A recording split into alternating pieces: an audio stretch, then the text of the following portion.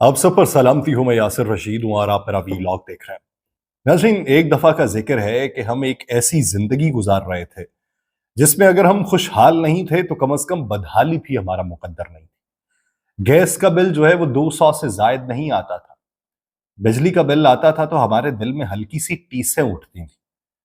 कभी मुर्गी की कीमत 300 से ऊपर जाने लगती थी तो हमारी रूह भी परवाज करने के संदेशे भिजवाने लग जाती।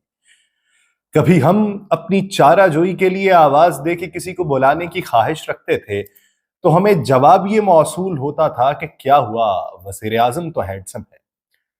कमाई में थोड़ा बहुत इजाफा हो रहा था और हम कभी कभी ये सोचते थे कि शायद यूं ही रफ्ता रफ्ता बेहतर होगा, तेजी जिंदगी में नहीं आने वाली।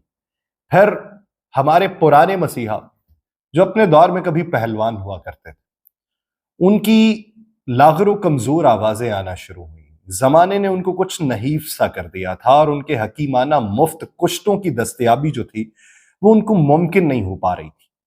और माजी के सारे पहलवान एक ही गाड़ी में सवार थे और गाड़ी को आगे बढ़ाने की बजाय वापस लौट जाने की आवाजें लगा रहे थे। वो हमें ये बता रहे थे कि ये जो अभी पहलवान है ये WWF का है, ये देसी कुश्तों के ऊपर नहीं पला। वो बताते थे कि उनके जमाना पहलवानी में कुश्ते कितने सस्ते हुआ करते थे। वो हमें बूढ़ी दादियों की तरह कहानियां सुना रहे थे कि उनके दौर में रोटी 4 रुपए की हुआ करती थी। कोई बड़ी बी अम्मा की तरह बात करने से पहले ये पूछता था कि तुम्हें पता है ना कि पेट्रोल कितना सस्ता होता था। वो नहीफ पहलवान हम जवानों को ये बता रहे थे कि तुम असल में लाखिरों कमजोर हो चुके हो।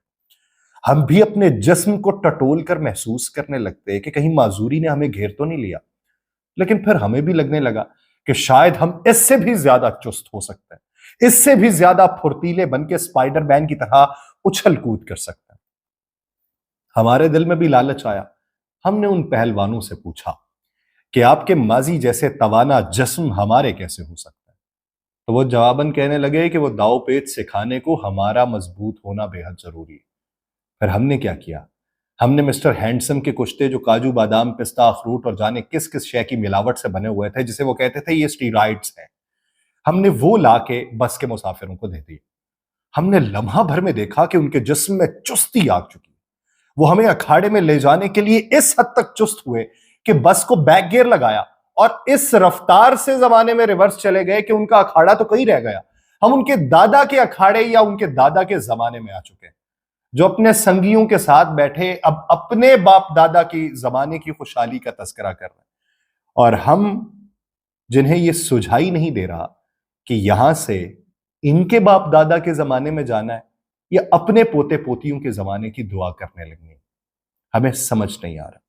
क्या कमाल हुकूमत मुयस्सर आई जिसने कागजों के अंदर रोटी की कीमत को तो कम कर दिया, लेकिन हकीकत में पेट्रोल की कीमत को 4 रुपए बढ़ा दिया।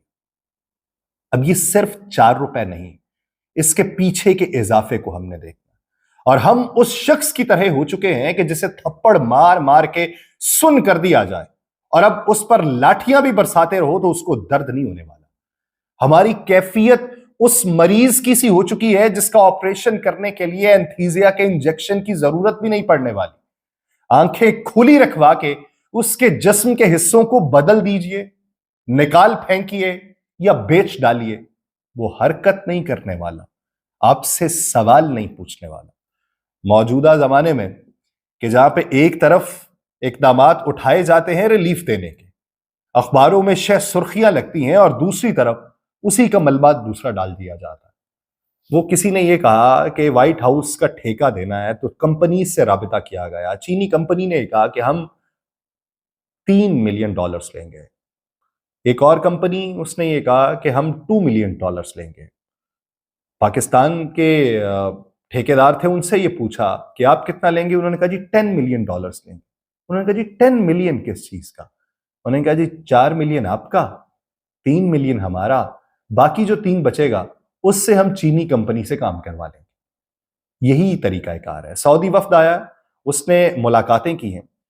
सऊदी हुकूमत की तरफ से सऊदी मेहमानों जो पाकिस्तान आए हैं उनका इस्तकबाल किया गया और सऊदी हुकूमत की तरफ से सिफ्स यानी स्पेशल इन्वेस्टमेंट फैसिलिटेशन काउंसिल जो है उसको सरमायाकारी के मंसूबों पे ब्रीफिंग दी गई। सऊदी वफ्द को पीआईए और एयरपोर्ट्स की निजकारी में ज्वाइंट वेंचर की पेशकश की गई। सऊदी हुकूमत ने हमेशा से हमारा ख्याल रखा है। हमने भाईचारे के तनासुब में उनसे मांगा, उन्होंने दिया। हमने दो तरफा ताल्लुक के तनासुब में उनसे मांगा, उन्होंने दिया। अब हम उनसे बात कर रहे हैं कि 2 5 स्टार होटल्स की निजकारी में भी ज्वाइंट वेंचर किया जाए। होटल्स के लिए जमीन जो है वो सीडीए की होगी, जबकि सरमायाकारी जो है वो सऊदी हुकूमत करेगी। और वफ्द को यह भी तजवीज दी गई है कि सऊदी हुकूमत चाहे तो खुद होटल बना के चला ले, जबकि इजलास में वफ्द को मिठियारी ट्रांसमिशन लाइन और फर्स्ट वेवन बैंक की भी ऑफर की गई। सऊदी वफ्द ने खुसूसी सरमायाकारी सहूलत काउंसिल के कयाम को खुशाइंद करार दिया और इस सरमायाकारी सहूलत काउंसिल के इजलास से खिताब में वजीर खारजा इसहाक डार ने यह कहा है कि पाकिस्तान और सऊदी अरब के ताउन से बेहतरीन नताइज की हमें उम्मीद है। बरादराना ताल्लुकात को मजबूत शराकतदारी में बदलने की जरूरत है। हम बदलने के ही ख्वाहां थे और दहाइयों से ख्वाहां थे। दूसरों का जज्बा खैर सगाली या दूसरों का हमारे लिए मेहरबान होना, उसमें हमारा किरदार है, हमारी इमेज है, हमारी कोई बेहतरी है, या दूसरों का बड़ापन। हम दूसरों के बड़ेपन को अपने किरदार के तौर पर बयान करते हैं। सऊदी अरब अगर इन्वेस्टमेंट का ख्वाहां है तो सऊदी अरब ने माजी में भी बहुत सी इन्वेस्टमेंट की। सऊदी अरब ने आपको वो पैसा भी दिया है जो आपने अपने बैंक्स के अंदर रखा है और अपने ज़र मुबादला के ज़खायर को मजबूत बनाया। लेकिन बदले में क्या किया? क्या बदले में पाकिस्तान का कर्ज कम हुआ है? वो तो आपकी जिम्मेदारी है।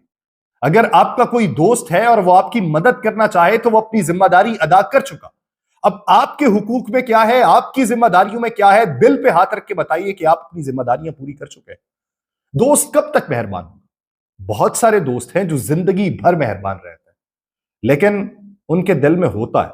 मैं बहुत सारे ऐसे लोगों को जानता हूं कि जिन्होंने बहुत सारे ऐसे लोगों के हाथ पकड़े हैं कि जिनको ये मालूम है कि ये मेरे ऊपर बहुत बड़ा बोझ है, जिनको ये मालूम है कि मैं इसे बर्दाश्त नहीं कर सकता, जिनको ये भी मालूम है कि रिबटल के तौर पे शायद मुझे इसकी कड़वी कसेली भी सुनना पड़ेगी कि आज तो नहीं तू दे रहा, कल दिया था, कल को छोड़, आज तो नहीं दे रहा। उनको ये भी सुनना पड़ता है, लेकिन अखलाकी तौर पे वो ये समझते हैं कि मैंने इससे लगाई है तो मेरी ये जिम्मेदारी बनती है कि मैं इसके साथ निभाऊं और तादमे आखिर निभाऊं। उसमें मेरा जितना नुकसान होता है होता रहे। तो हम वो ऐसे दोस्त बन चुके हैं जो दूसरों पे बोझ है। वजीर आजम ये कहते हैं कि पाकिस्तान और सऊदी अरब के माबैन देरीना बरादराना बेमिसाल ताल्लुकात हैं।